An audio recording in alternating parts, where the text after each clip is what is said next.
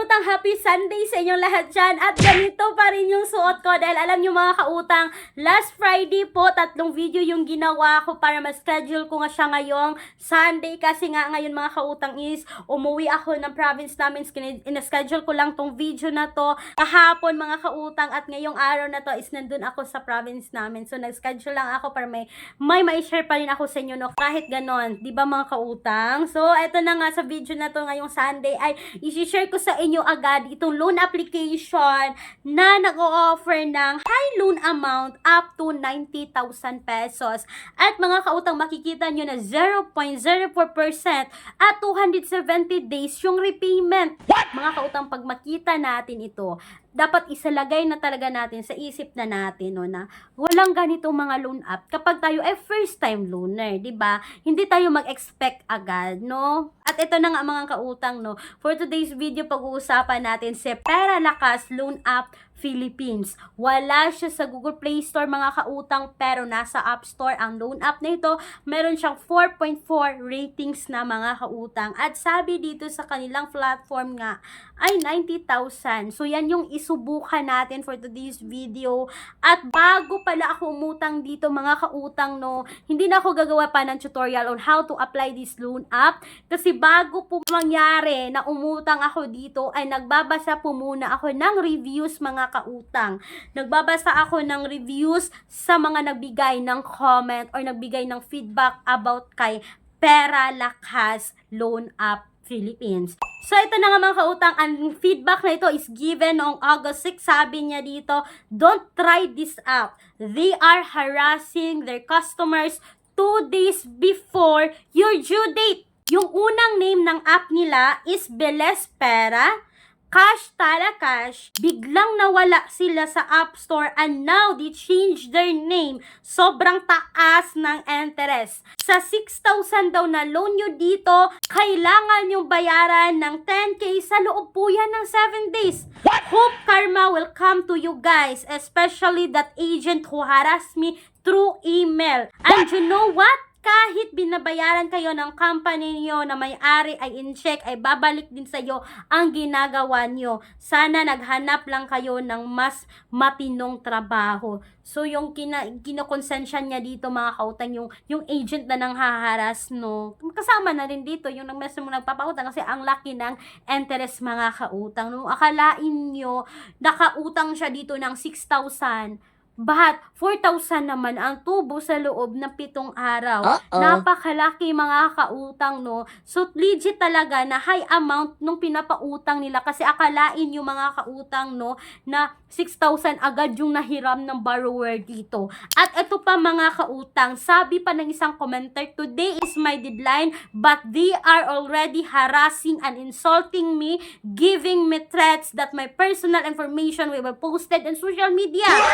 I will definitely report an email with screenshot of harassment and threats. Not worth the 2K na utang. Oh no! I will definitely ask damages from this company if anything happen like leaking my personal information. So mga kautang, nang haharas din ang loan app na ito nung sa halagang 2,000 daw na utang niya.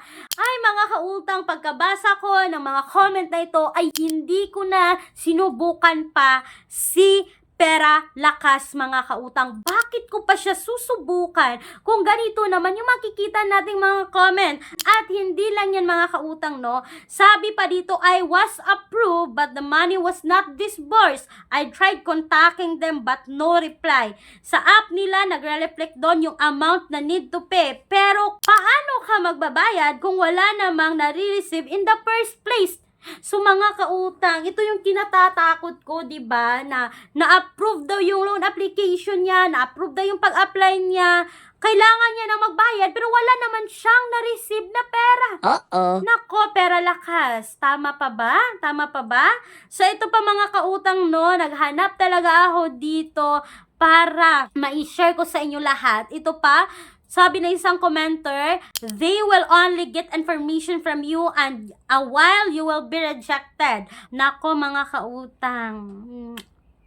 nakakadismayang basahin lahat ng mga ganitong comment. At may nag-comment naman mga kautang nagbigay ng 5 star na, nice, thank you. At isa pa mga kautang, no, may nagsabi ding auto-reject, walang silbi. Tapos may isa pa, grabe pang haharas ang ginawa. 1 day lang delay ang payment, grabe na ang mga wordings na pinagte-text and email. Wala silang konsiderasyon sa mga naglo-loan sa kanila to the point na may bad words na sinasabi. At ayan mga kautang, lahat na nagbigay ng comment dito, nagbigay ng review, mostly yung sinasabi nila is nang haharas raw ang loan app na ito. Kaya mga kautang, sabi pa na isang commenter, beware to scam, kukunin lahat ng info mo tapos auto-reject.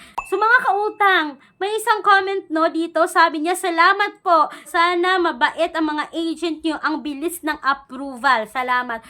Si mga kautang, napakabilis raw ng approval dito kay Pera Lakas. So far mga kautang, sa lahat na nag-comment dito is isa lang yung nagsasabi na ang bilis ma-approve ng loan app na ito. Mostly sa ibang comment dito is puro auto-reject at puro harassment. Syempre na-approve yun sila kasi naharas sila, diba? At yun na nga mga kautang, yung mga experiences ng mga nakasubok dito kay Pera Lakas. At ako mga kautang, hindi ko sinubukan yung loan app na ito. But kapag mga kautang, may experience din kayo dito kay Pera Lakas, is you can comment down sa comment section para mabasa rin ng ibang viewers natin, no? Para matulungan din sila na mag-decide kung dapat nga bang umutang dito or hindi. So sana po mga kautang ay nakatulong ang video na ito sa inyo. At bago ko nga tapusin ang video na ito, kung kayo ay employed or self-employed at gusto nyo umutang sa bangko, yes, bank personal loan na nag-o-offer na minimum of 20,000, maximum of 2 million pesos. You can email me right away, clarissa@gmail.com. Kulang ang budget, ang mahal ng mga bilihin. No problem. May solusyon tayo. Gamit ang isang valid ID, makakautang ka na sa loob ng 10 minutes o mas mabilis pa.